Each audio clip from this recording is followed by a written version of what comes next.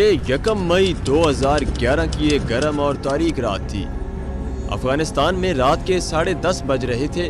امریکی افواج اپنے سب سے بڑے دشمن کے خلاف آج پاکستان کے اندر خفیہ آپریشن کرنے جا رہی تھی۔ اس آپریشن کے لیے افغانستان میں جلال آباد کے US ایئر بیس میں 4 ہیلی کاپٹر اڑان بھرنے کے لیے تیار تھے۔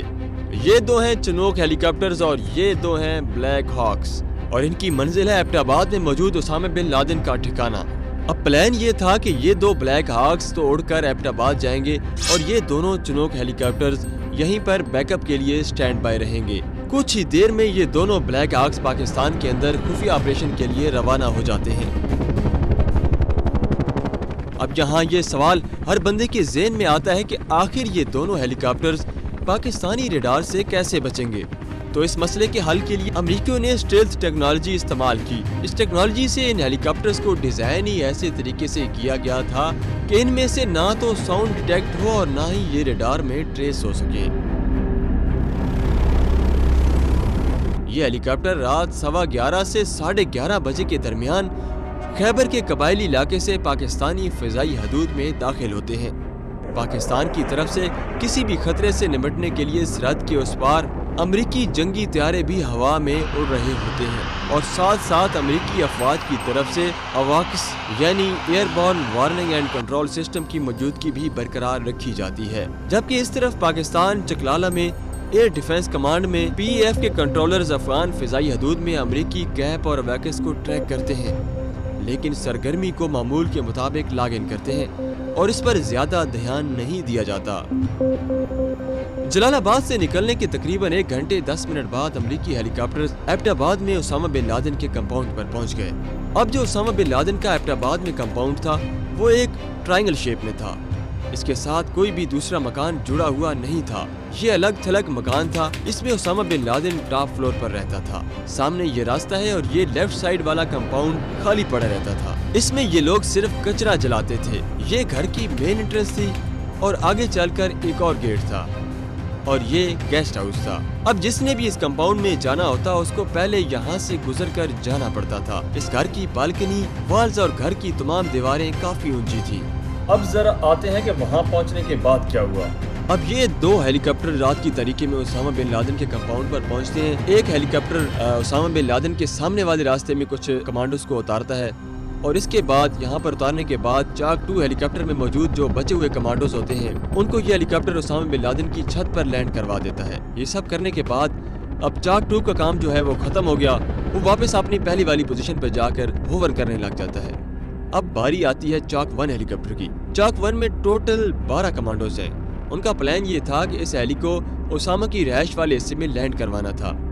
اب جیسے یہ ہیلی اس لوکیشن پر پہنچ کر ہوور کرنے لگتا ہے تبھی اس کے ساتھ ایک حادثہ پیش آ جاتا ہے، اور وہ اس طرح کہ یہ ہیلی ایئر ورٹکس فلو کا شکار ہو گیا، یعنی اس ہیلی کا توازن بگڑ گیا اور وہ اپنی جگہ سے ہٹ کر لیفٹ سائیڈ والی حویلی میں چلا گیا، اور سب سے پہلے اس کا اگلا حصہ زمین میں ٹکرایا اور پونچھ دیوار سے ٹکرا کر ٹوٹ کر الگ گر گئی۔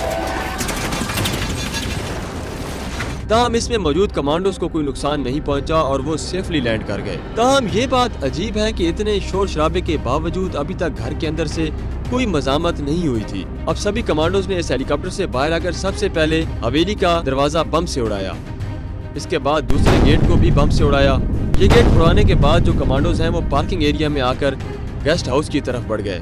اب کمانڈو ٹیم جیسی گیسٹ ہاؤس کے گیٹ پر پہنچی تو اندر سے آوازیں سنائی دیں اور ساتھ ہی کلاشنکوف کا فائر آنا شروع ہو گیا، اور یہ فائر کرنے والا شخص تھا ابو احمد الکویتی۔ اس گیسٹ ہاؤس میں ٹوٹل 4 لوگ موجود تھے۔ ابو احمد الکویتی، اس کی بیوی اور 2 بچے۔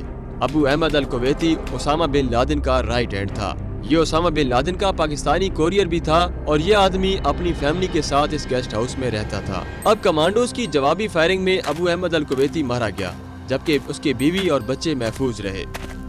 گیسٹ ہاؤس کو سیکیور کرنے کے بعد یہ سب کمانڈوز مین بلڈنگ کی طرف بڑھتے ہیں جس میں اسامہ کی رہائش ہے۔ حویلی کے اندر موجود چھوٹا دروازہ بھی اندر سے کھول دیا جاتا ہے تاکہ دوسرے کمانڈوز بھی آ جائیں۔ اب جیسے یہ کمانڈوز اس گھر کی گراؤنڈ فلور کا دروازہ توڑتے ہیں تو ان کو سامنے ابرار نظر آتا ہے۔ ابرار کے ساتھ اس کی بیوی اور بچے یہاں موجود تھے۔ ابرار ابو احمد الکویتی کا چھوٹا بھائی تھا۔ ابرار کو دیکھتے ہی کمانڈوز نے فائر کھول دیا، لیکن اس کی بیوی سامنے آ گئی اور ساری گولیاں اس کو جا لگی۔ बीवी के मरते ही कमांडोज ने इब्रार को भी शूट कर दिया। यहाँ पर मौजूद बच्चों को भी ले जाकर गेस्ट हाउस में इकट्ठा कर दिया गया। कमांडोज इसके बाद पहली मंजिल की जानिब बढ़ते हैं। यहाँ उसामा का सगा बेटा मौजूद था जिसका नाम था खालिद।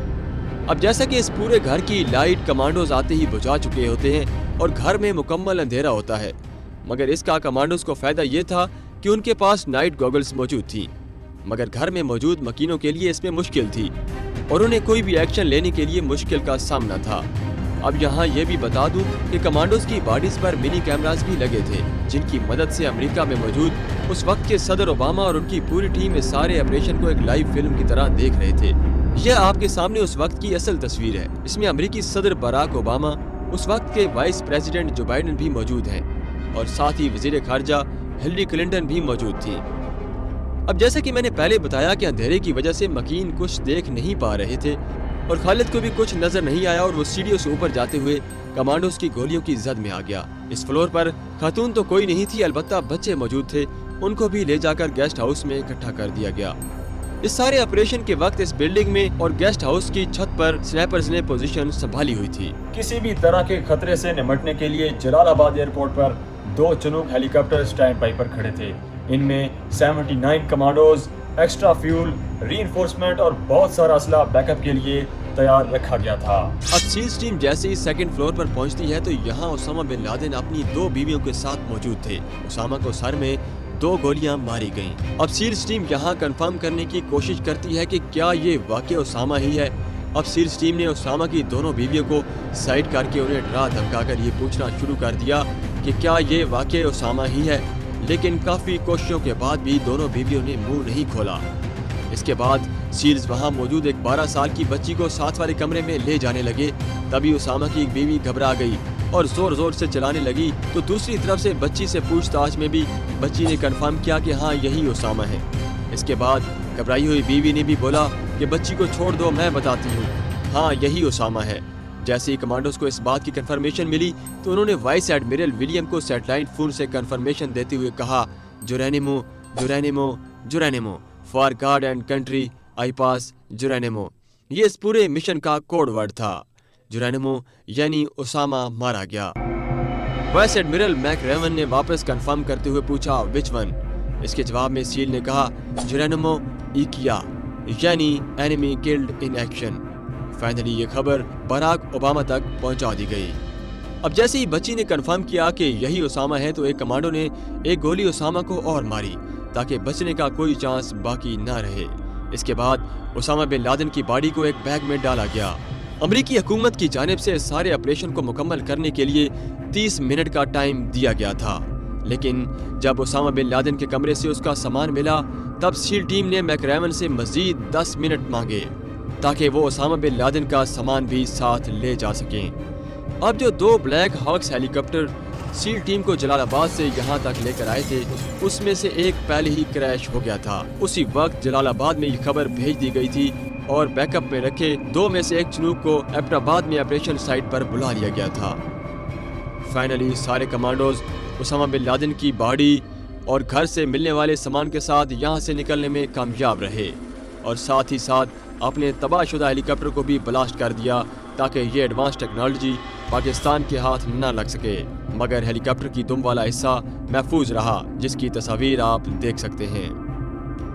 उसामा बिन लादेन की बॉडी को पहले अफगानिस्तान में मिलिट्री एयरबेस जलालाबाद ले जाया गया और वहां पर बॉडी से सैंपल लेकर मजीद तस्दीक करने के बाद शुमाली बहिरा अरब में एक US एयरक्राफ्ट कैरियर यानी अमरीकी बहरी बेड़े पर पहुंचा दी गई और अमरीकी बयानात के मुताबिक यहाँ मजहबी रसूमात की अदायगी के बाद उसामा बिन लादेन की लाश को समुंदर में दफन कर दिया गया।